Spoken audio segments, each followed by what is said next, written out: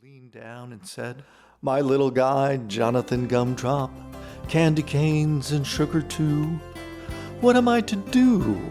As she touched him on his nose, "With you, and those eyes of blue." Right-wing TP Commander Jason immediately responded, "Pull off, Tomahawk Leader. You better get out of there, Johnathan." This meant the mission would be a bust. That had never happened before. Johnathan had flown over 18 successful missions. This, his 19th mission, would be the first bust or failure. But this was not going to be a failure, thought Johnathan. "This is Tomahawk Leader," said Johnathan in his very calm voice. "Stand by, right-wing commander. As soon as I break off, slow the squadron to 180 knots and take them south."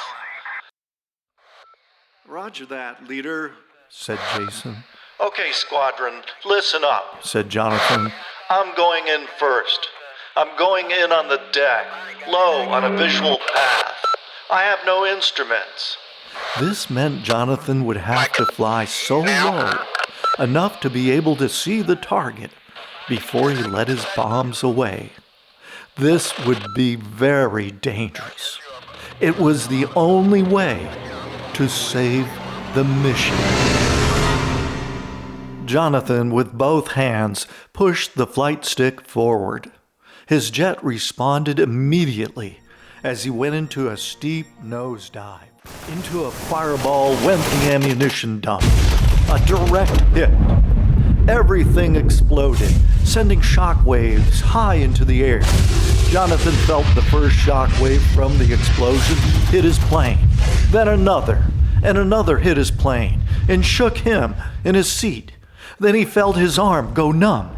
Perhaps a piece of shrapnel had torn through his plane and hit him in his arm. Right-wing TP Commander Jason was barking on the radio. "Get out of there, Tomahawk Leader! Full throttle! Pull up! Go! Come on, Johnathan!" Johnathan knew the procedure.